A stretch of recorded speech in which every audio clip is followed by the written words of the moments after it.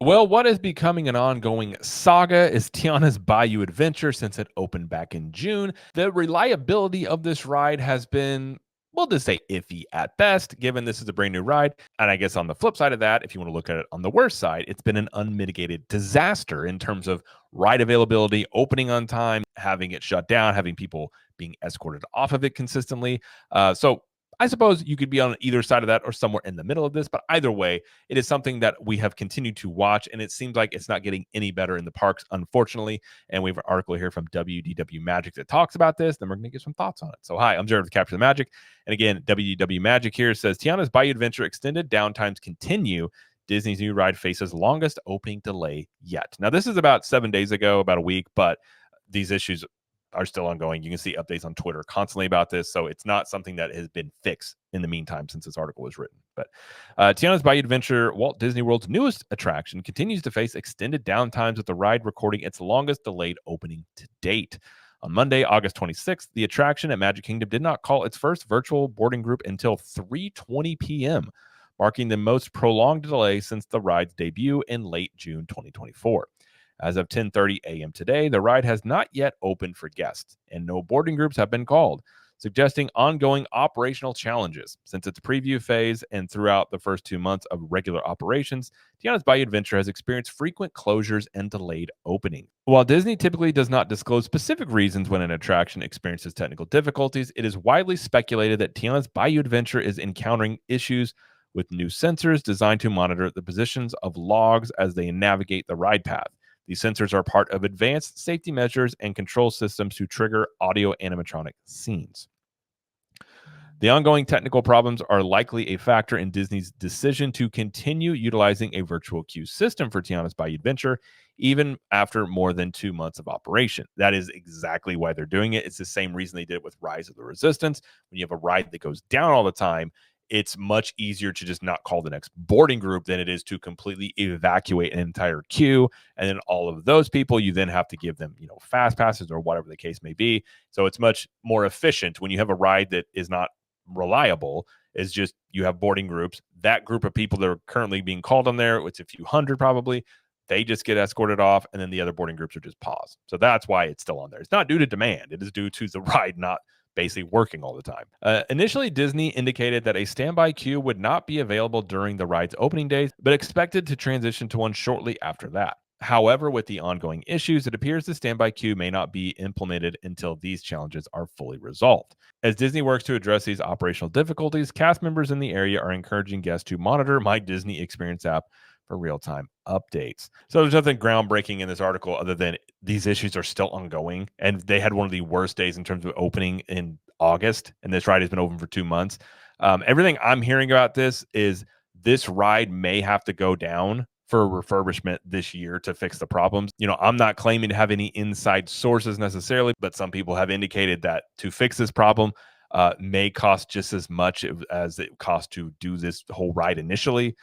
Because of whatever these issues are with these sensors and other things, whatever the issue is. I don't know what it is specifically, and it really doesn't matter because it's still an absolute mind boggle that this ride was opened when these issues were happening during the testing of it, when there was AP previews and cast member previews. It was consistently down all the time. We went for an AP preview. My wife and kids and mother-in-law got to ride it. When I went to go do it, it shut down and we had to be escorted off. It didn't open back up that day, I think, for another 3 or 4 hours.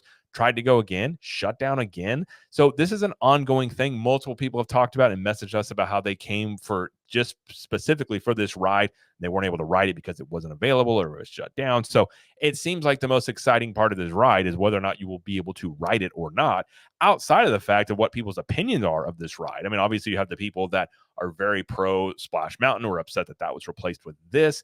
Then you have the people that like this better. But the problem with that is it's really even hard to judge if the ride is better because it's so unreliable. So even if it is a better ride in your opinion in this version, it's still hard to argue it's a better ride because it's not available all the time. So part of being a good ride is reliability. You can actually ride it and experience it. So in that term, it's failed. I have a hard time believing Disney is just going to continue to let this be for the foreseeable future. It just seems like a blight on them that they would have this brand new, the newest ride in the entire resort right now, which granted, you could just, it is a retheme, but technically it is the newest ride, is just this unreliable. It's almost inexcusable, especially again during the testing side. They knew about this, but still opened it. So it just makes you wonder what was the thinking behind it. Did they think that this issue would just resolve itself?